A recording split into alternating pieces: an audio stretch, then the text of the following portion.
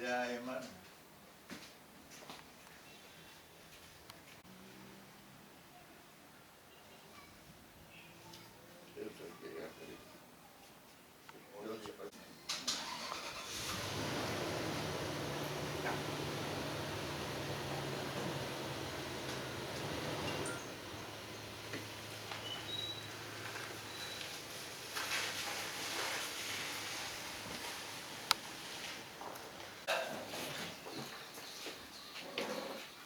Anyị ekelele gị Chineke nke nwe ife dum nke ife ọma dum aja aka ya abịa ibe ndị ife nọ. Anyị ekelele gị n'ihi ụbọchị tada n'ejo ma Naịjirịa ma ala Igbo dị iche iche imele. Ọ bụ eziokwu sị ọ dị nde nọrọ nke ugwu ma ọ gbataghị atụ obi anaghị adịwa mma. Chineke ndị nke anyị ju eju ebe ọ ga-afịa wagaghị ọgụ mgbe ya na-adachi ụwụ afọ Jizọs. Ọka anyị taa nnewo nke udo eye ịfụnanya leri ndị ọbịa anyị ahapụrị steeti gbara gasaja abịa ọkwa ha elega ya eji mee ibe ha dị mma. Anyị awụrụ olu anyị mfe gị ofufe anyị asọpụrụ ndị gọọmenti anyị ibe dum adaa jụụ nye anyị udo ọhụrụ nke gị onwe okwe mkpa mgbe hapụrụ ụwa Kraịst Jizọs sị udo nke ya wụ nke ya hapụrụ anyị amarala ese mmadụ enweghị udo.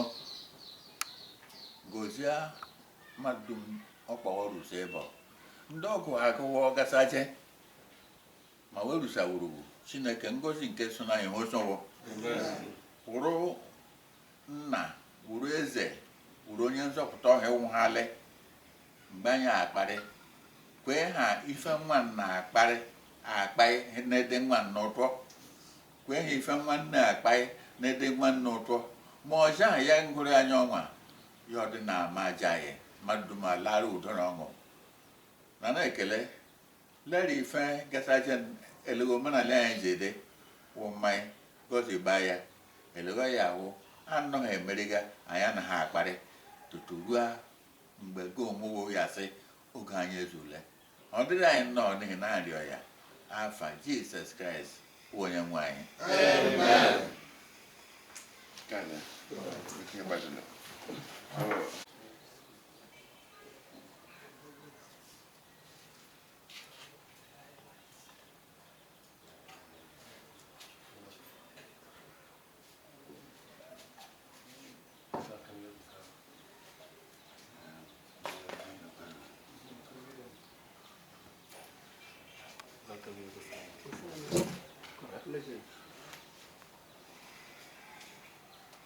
Emmanuel.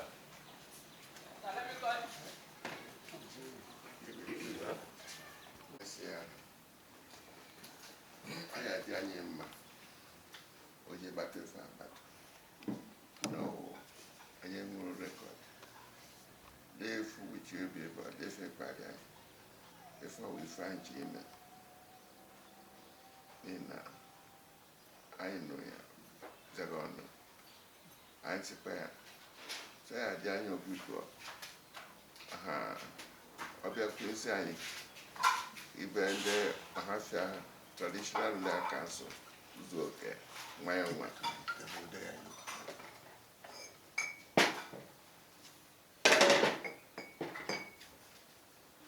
anyị mgbedasị anyị eme meeting taa anyị eme nzukọ anyị taa ọ bụ na ọ dabaghị and ozi erugo ntị si ọ dabaghị anyị dịkwara ready ịnabata unu chee echiche na ya ji edozi ife ọgbara n'aka ọ ya wụ ife mbụ because anyị na onye isi anyị ji kpe ekpere unu n'ife ọkpa anyị chọrọ udo dị obodo emepe obodo adịghị obodo anaghị emepe ọ ya ife anyị bịa taa so achọtụrụ m ha mkpụrụ ohere kparị unu ndị nọ n'ebe onye nọ m n'akụkụ ezi aka bụ the Royal Majesty Eze Victoria, the Ujubeze of Ebemo, and the second deputy of Abia State Council of Traditional Rulers in the past government.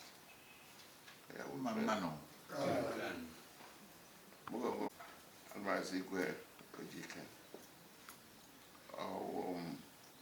who the chairman of Ọhafịa LGA, Traditional Rulers Council, Council the Ọhafịa, Ndableba Eyampuru, the chairman. And now I'm executive member of Abia State Traditional Rulers Council, Abia State Council from Yeze. So Anye Wunde None Abia State.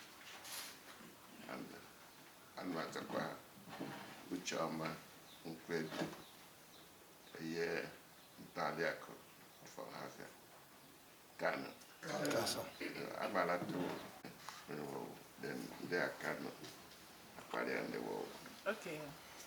Onyeze. Dalu. Mwa bụ Uche Nwokocha.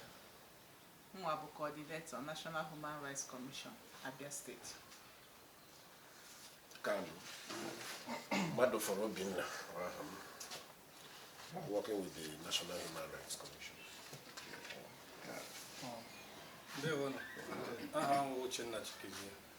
Working with the National Human Rights Commission also as an investigation officer. Chief Onuaha Aikago. I'm the Council Secretary at Kano Ọhafịa Council of Chiefs and Elders. I'm Chief Odsi Okoro Oma. And I come out from the cabinet treasurer Okoro Kone. I'm Chief Okoro Tigwedu. I'm Eze Ibinoku. I'm Prince Uduka, I'm cabinet treasurer. Omaza Prince Udo Oke, Amonia Kano Ọhafịa. Because I'm Pastor Abraham Devisi from the North Choosing. I'm Palace Secretary Zego Krokola. I'm Mr. Kingsley Eowa.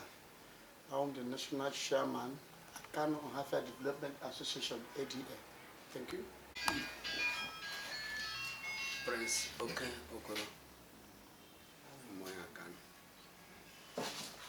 Namara Chireke, Afamikawo. Ejina Kaludi Makano, Eze Okoro Oke, cabinet member Akano. Ka. And Maza Chief, Awu Onyane, Awum cabinet member. I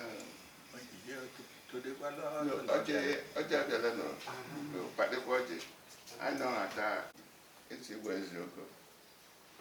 I can, that can no as you go. No, I cannot. What is the situation? I know. I will measure, woman, who don't have any so. That's an issue. I'll measure money. Okay. I'm going to do the hours. The boy, okay. Eze Ibinuku, Rupa, and of the Eze Okoro. Yes. As secretary. No party and if I baga on Africa. But if I baga can, back on Africa. No care, I see no. No, yet the 2 but we are about the best life. No, I may find party. If I buy, I'm a man. I'm a serious lady. I'm sure I'm quite on because there is a Cocalifuca Macara, Cocalifuca Macara. So, young man, I have a prayer. She like a can never do anyone. 3 days you will be a mother. I never require new. So that you will be a grip. No, we are organic for your phone capari on can. If I buy you, another. What if I make a bit of Papunkam? Because I got the one, oh, could you have when you should have one? In this year, canon. What could say battle? In this year, Nama? What could say battle? Nature measure, I cannot. Very famous son, Yao Katakata. But me get a I'm a criminal aspect of it. If I shine, we put on my policeman and me poto. Utara we see one other. Kiss your home. Always in the China cano. By the you know. But by the Melania cano jade. Who feminine education and can never can. I don't buy them home.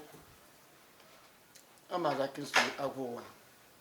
If I went to not take about that, if I went away at Quanya. What we told Tamika? This year wouldn't they want to have fun on her bar. Then she put this and didn't put a baladium nadia dumont. A lagoon on a bar, opposite half a measure. I am magic question, mark by your body about like my ear. One of the channel you put on like your man, or I find you break a bank I can. Uncle Mia, elephant your world, if you were going to you a canoe, and you want ADL. You chin, I will buy ADL. But I tell you, sir, about 2011. Due to Okapona can a coup AD Igbo. One man like a the best way where you but I one was a radical ADU. But just an ADU and a local government here. But nearly 4% were there. We are coming one.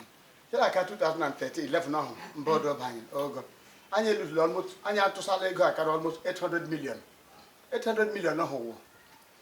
Ma, if you have 36 million water project. What may have commissioner and board? Here and they ADU your half now. But the commissioner that thing or to give a minimum back. What make one more? What thing down to say around 11.9 million. And to what I said, Jimmy Palian. The Lady Fetch Hima. I said the condo was at ABCP and Rupimo Yedanaka. I know your way 500,000 naira per village. I cannot go when to villages, and the government 2.5 million as our counterpart fee. And with 500,000. Do you want to manage anymore? That's a reggae on my phone, 3 million. Up to today, I cannot catch 8.9 million. But you money body. I don't prefer ABCP and Rupion. Electoral New Beer. Emily, I cannot have a blacklist. Organization. I cannot have a middle account. A government in him or World Bank. Up to today, you got our guy or got for black. That's like half on half year. I cannot get a assess fund from donors agency. Like a government. In God, we are. I cannot to what to one how to get the one mepe. But all you stand in Fanny Kelly for more than 13 years, for more than 16 years, I can't go statement of accounts. I cannot have your one. ọkadị bụ onye si na ya fotolo alele body I'm national chairman of Kumba 8th grade who can 162 years I can't for the project as a lord I can't develop union iwu and I can photo it and I can for scholarship and union or if for black and careful so ya na wunda kan ewu ya na wunda kan ewu anka in done so at the end e ba ta to keke abi atale letologo ana chia yere gi bi dia me na chia aka dudum na aso ebu owa aka no ha fe ba nya afo eji police atoto because ndi fa ka gulo be toto owa aka no be transformer ni anyi bepo owa aka no ibe tutu ifa owa aka no ibe ani 205 bags of cement egbere mezi mogo ngbo sa no adịghị mma wana bi mogo aka no o me ha pu ya commit 205 bags of ya bepo plus 1.5 million nwa mi ho anu chukwu ni anyi owa aka no ibu kedume odugu kedu na 300 and anya di ukiri ano at any time ndị ọgbapụ uche ukiri ano ha ni icheka anya ani 600 naira every year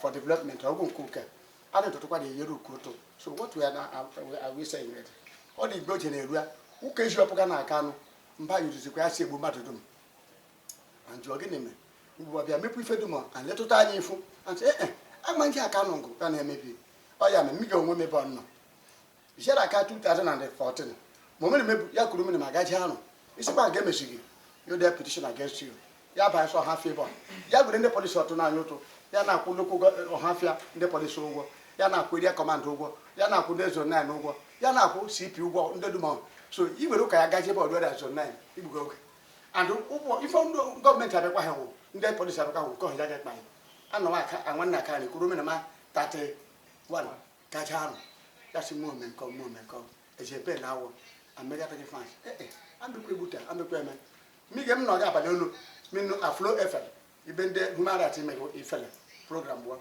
mi kuru ndi firi asato mi so anje ndị aka no se ndị ayeturi o se nwata na abamba ogodigba na abamba ikpe angure mo bi ikpe ibo no ma chori ga aka no delegasi afanya ike kwe ame ha gaja ndị human rights jena bia let to be fed of which one remember why akparo ndi fuafo na aka no but we fed you time na nyike if ndị human rights mbodo si achogudu aka no ndate lege madu ya weze mba ga si achogudu ale ya sikwa ndo onye honi kunu no bia se bodu aka no we egbu so at the end of the day o me ha meet for the plan e je ru fu abale asato wi over iri abo 2019 ebe 130 wa bansa ogurema upumako buji ba mi pedo maybe fedom o yare kabi wa we kwa de body me ha kwa phone me bonde human rights sio we go sigo bi mudo onye ngbe ni mudo ona da lile abi e mudo o ga kan was watch mudo well ife me ni watch mudo ala ga mawudu ndense what because if abaga na kanu men haji no and the power o ya wo ife de yuta kanu se ya ife de ADA nko fona man form se ya wo hapu ipe di accord bereja o we ji okorokole ko gbe be anya bi men tanyo so be anya bi men anya so ndele gi ji man lege e ji okorokole nso so iri se kan ke ya gugu because akanu ani ge je so isu sia kwa ha je o di fanye ji awo je o like o half ya dum akanu won di fra ato nso du ahisi and yet wo ru be ji akanu mande kanondo so o nko ha ni so yaju so oya ukanyo anjo ejiage emeya ndele ga ka de ji musa 800 million akam ga account for more than 30 something more than 13 years elege ji eme and if kana nyi well ya say if any more ya mega on the share on the show half a do ya ni mo and say oh but one half a get me na account no do you tari or in the men nda account so one kwa 600 family so if am bi ase nda account ndo half ya amuno ne onu ji bremba do elu sia awodo le sia aka no onu so bia so gbu anyo ya could the church of Satan wo bia aka no wo buda pa na aka no wo ba le se koroko lebe wo kuru nwa ya wo na American citizen bia du esi elu do ase o go American embassy in Nigeria o re mu nwa to hegbo o wo phone se onye wa citizen e du nda o dem bia rescue tu ulu esi o ha fi elu o le jile me ibe okunu ikwe o digi no jilu me anade to no ndo esi o nu ndai bakusa onu last time anko criminal law anu akpo yo so no si abia ya funde police ya no IG office bia that's more kidnappers not only kidnappers actually you know kidnappers not only that ya bia kwa burewu ojo ho de point ya ni ya burewu shin riba and if ka no jo nde bia ne burewu owo mudi ya se kwa han nolu o ga ka no bia burewu o ya bu di aka mara akpa kwa hidu yori eri ye welo ewu shin sha lo libe ka kwa mudi ọkwa ihe ọ chọga ha problem bịa ka adịtụnụ lelikpere anya anyị unu bịala awa rescue unu zie ya anya asịghị akanụ mere m akanụ bụ ezigbo ndị ife amara bụ ozugbo ndị ochi bọtọwụ igbere aka nke osu nwata ga egbere nke okwukwara ya federal gọọmenti cannot and state ife gbasa militancy so ya dị isi nwata lele ma ọsị ya ga-egbo gị ti ife nke aka ji aga epu iso unugo ndị ezi ọha fi nuja mango anwụ ba efandi unuja mango anwụ ba unu yoto lele isi no hafia wọsị ọwụwa odu iga ndaifa they supposed to suspend ọwụga weji akanụ oje dugo ọdụ ife ji ahụ isi akanụ dere all that man ji na-eji ọnwụ eji okokorokole ọ ya edugo ọdụ akanụ for more than 7 isi aka na agba onwe onye ọnọchi adị ọkaba kpọrọ dugo ọdụ because a na-aduga na agba egburu aka kpakwasị ya nnọọ so that you nwere ike bigo pụa because of that power from the ancestors oji aka nna m ọnwụ ọ ga-abaghị nkwọ ọnụ ugbo papa emere ife dum ya sị because eji okorokole esi anụ m ekweghị ụrụ my proxy ya sị dịkwa gọọmenti ya eji opportunity ya but thank be to God